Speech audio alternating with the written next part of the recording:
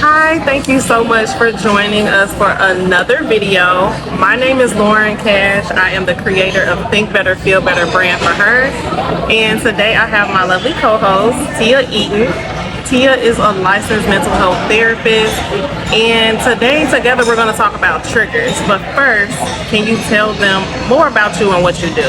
Of course. I'm a licensed mental health therapist and I've been working in private practice for the last 2 years. I've worked primarily with people on anxiety management, depression. I teach emotion management skills. I'm really passionate about mental health and I just want to normalize mental health for people that look like me. So that's why she's here, actually. So first off, let's talk about what are triggers. Triggers are an emotional response that usually stems from some sort of traumatic experience that you had in your past. And for many people, that looks different. For sure. Just like Lauren stated, triggers are intense emotional responses that we have to everyday situations. There are different categories of triggers such as childhood trauma triggers, post-traumatic stress triggers, as well as just emotional triggers. So today we're going to kind of go into how you identify and understand what it looks like to be triggered, as well as some of the things that you can do to manage those emotions. Right. So you're having an intense emotional reaction to a person, place, or thing. It's an activating event. So oftentimes we have a physical response where maybe we feel nervous or jittery, or our heartbeat start racing fast. We may feel warm. There's a lot of physical sensations that are identified when you're going through a triggering event. Additionally, you're overreacting. You may be impulsive. You may be impatient. You may be lashing out on others.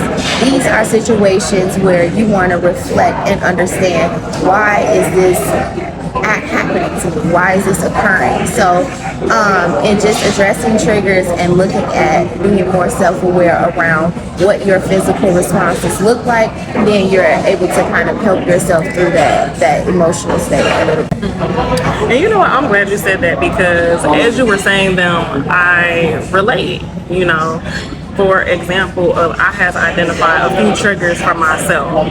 I've had troubles with like trust and infidelity in my relationship in the past, and so now I've been identifying triggers as they occur. So something as simple as him grabbing his phone in a weird way. I mean, it's probably how he grabs his phone all the time, but for me, it was like, you look suspect, you know? It's that hyper focus, because now you have a heightened awareness around these things. These are things that have impacted you in the past. So now you're zoned in on those actions. Exactly. And that makes a lot of sense. Another situation, for example, is out of the infidelity, he has an outside child. And I noticed a pattern. I noticed that when it was coming time for her to come over, you know, I would, like that week, I would get like really snappy. I would get like really, I would feel like depressed like during that week. And so I took a moment, because I've been very much self-aware lately, working on me. I'm like, why am I feeling like this? And I know I'm feeling like this every time it's leading up to the week of her coming over. And I had to sit down with myself. I journaled, I reflected, I took time to pray and meditate. And I'm like, it's because of that situation. When she comes over, it re-arises those emotions and those feelings that I felt in the moment when I found out about her, you know. And so that's what it looks like for me. Like, it looks like me being very closed off from the family. I didn't, everything that the kids said or he said pissed me completely off that week. And so I have learned to work through that. Yeah. So in understanding like your self-reflection and going through and processing those emotions, how did you come about? Was it through journaling that it helped you kind of like identify that those emotions were tied to that past situation? how did you kind of come to that conclusion? Journaling was definitely one of the top things that helped me get through it, because what I like to do when I sit down and journal is I first like to just pour into the page, like whatever I'm feeling. And I was like, okay, what am I feeling? And then I was feeling betrayal. I was feeling sad, fear, like all of those feelings arise, and I had to identify why I was feeling that way. And then I started focusing on why I chose to stay in this relationship to begin with and work through it despite the situation, And from that, I've been able to prepare myself for when she's coming. So now I look forward to when she's coming over. I go buy things that can help me connect with her and build a relationship with her. I might take a day to myself and go get a pedicure or go get my hair done or whatever I need to do for me time, because I found when triggering situations are occurring, taking time for self-care is very important. Definitely. And just your ability to kind of tap into those emotions, use that reflection, and then decide, okay, I'm going to be proactive. We have choice. Sometimes we feel that our actions, we can't control them, and we're just overwhelmed and consumed by something, and there's nothing that we can do. It's the conversations that we're also having with ourselves. So I know that positive self-talk is a very 101 coping skill, but that's something that motivates the way that we feel and we behave. Our thoughts are connected to our feelings, which inevitably works with our actions and behaviors. So with that being said, when you work on your thought process around something and tell yourself and reflect on all the positive things that are connected to that experience, then you can improve the way you feel about it. But if you go down the rabbit hole of having this negative conversation with yourself over and over again and dreading this interaction or having these negative comments of, oh my goodness, I can't believe this is going to happen, I have to deal with this, and looking at it from a burden standpoint, then you feel that way. That's how you have control and the power. So reframing what you're thinking about, reframing what you're focusing on, giving yourself that space and time does give you the mental capacity to deal with and navigate it better and move forward. Just a few examples from you of what you think are the top things that fall in line with managing our triggers. So number one, being able to name and describe the emotion that you're experiencing.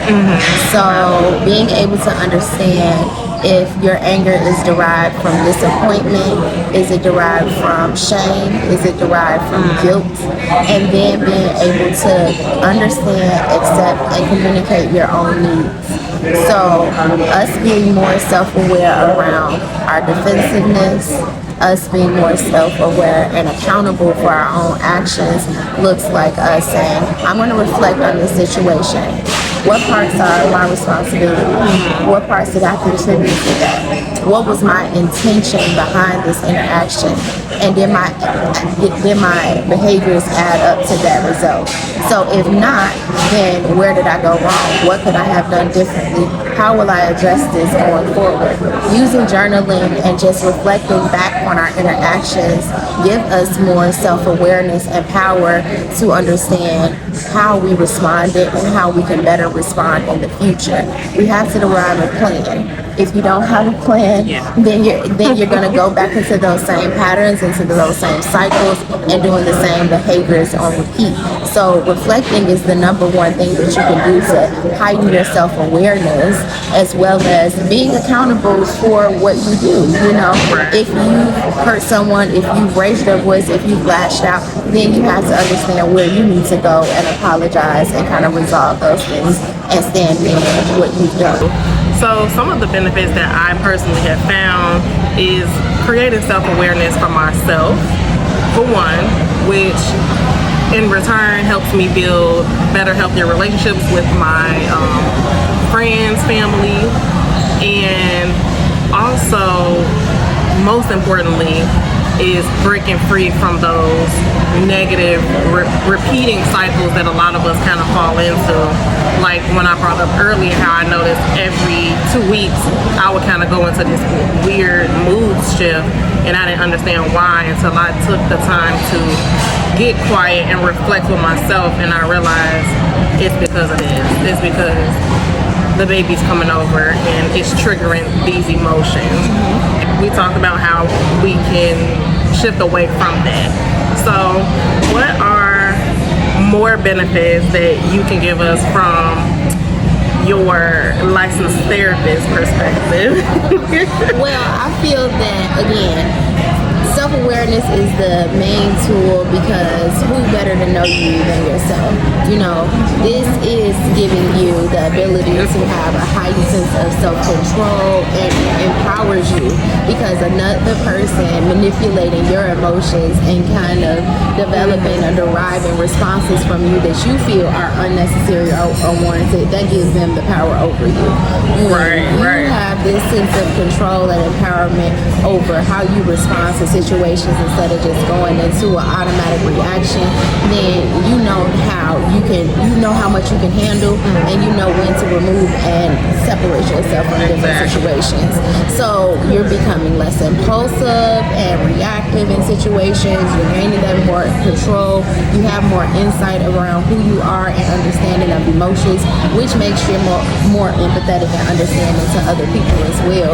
Because as they are going through their emotional experiences, you can sometimes identify and relate and see them being triggered and understanding their inability to manage or control their response in that situation. And maybe that gives you a different level, a way of connecting and kind of communicating with those emotions that they're experiencing as well. Yeah, I definitely agree, and that's something that I do tell, because I'm not that friend that's gonna agree with you and be like, you right, all of those people are absolutely negative in your life. No, I'm gonna tell you, like, no. So you telling me that this person caused you to react this way, that makes you weak, you know? Exactly. So you telling me that you don't have no control over yourself?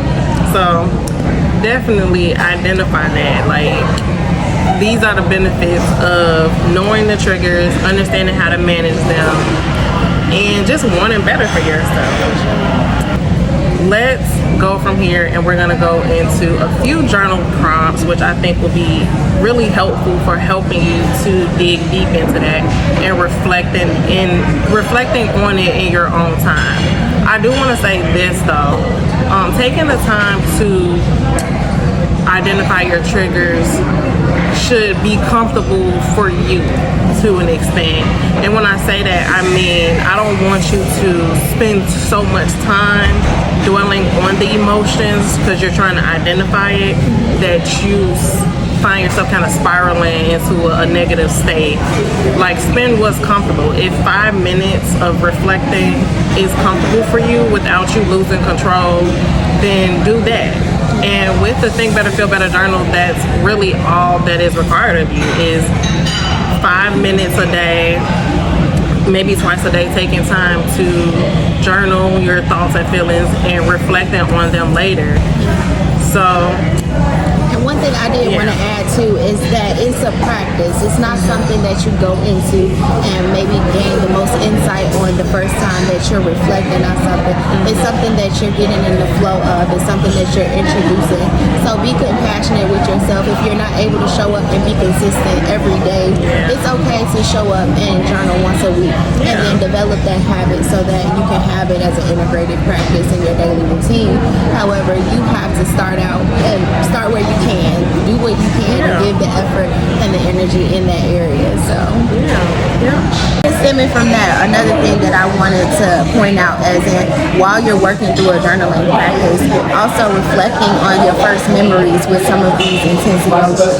So with shame, with guilt, Are there connections in your childhood where you experienced something where you always felt blamed? Was there a pattern that went on with your parent where you felt that? And then, of course, That's fine. We lost a little Yeah. light, but it's okay. it's perfect. But yeah, just kind of connecting with if you had any experiences from your childhood that maybe were not pleasant for you, and you have to talk yourself down through those things. What are my automatic thoughts? That is something that's super important in recognizing and being self-reflective. Yes, yes. Understanding, like, when an event occurs, do you automatically think, oh my God, you're such an idiot? Do you automatically get angry or feel like you're doing something and kind of have these thoughts on repetition where you are talking like you're increasing that negative emotion? So we have to start reframing and recognize, okay, I'm starting to feel this intense emotional reaction coming on. I don't want to feel this way. My intention is to have joy and pleasure. So how can I reframe this thought to something more positive? How can I get excited about my daughter coming over and now trying to integrate her as a part of our family? What can I do to create new memories around that? So using that to reframe how you think about it and bring joy and pleasure will help start new feelings and new memories. You can manipulate your emotions, but if you take the back seat and just allow them to drive, then you don't have, you give away your control. That's so true. I love how you said that because that's exactly what I did. Instead of me constantly allowing those negative emotions to keep spiraling down a very negative hole, I took control. I figured out why I was feeling like that and how I was feeling specifically, and then now I'm identifying how can I change that, those, like you said, automatic thoughts, because those are just reactions instead of you actually learning how to respond better in a more selective way to things that are arising. So, and the emotions will subside. Emotions come in waves, positive emotions and negative emotions. So as anger comes and goes, it's what we hold on to. So as you feed into and fester a thought, that's what allows that emotion to stick around and stay with you, versus if you allow it to just come in, recognize I do feel frustrated in this moment. This is something that's annoying or irritating to me. I accept that this is where I'm at with it. And then as a new thought and a new feeling kind of arise, it fades away. But when we hold on to it, when we kind of keep feeding into those thoughts, playing it up and having negative conversations with friends, we call ourselves venting, and then we're adding fuel to the fire. That's not really resolving those feelings, that's intensifying it. So every time that you come across this encounter, now you have even more emotions towards it. So it's recognizing all of that. okay, so let's go into a few journal prompts that I believe that will be extremely helpful for helping you dive into triggers, how to manage them, and just evolving and developing for yourself, okay? So you want to write these down. Number one is, what limiting beliefs do I have? Limiting beliefs can be just frame of thoughts or beliefs or ideas that you form because of a situation that occurred. So, excuse me, maybe something happened in the past that made it hard for you to trust people. So now you have this belief that I can't trust people, or it's hard for you to open up to people and be more vulnerable. So what limiting beliefs do you have? And then number two, what situation brought these beliefs on? So like I was saying, what the situation that caused you not to trust people or whatever it is, what was that situation? Number three, how did that situation make you feel?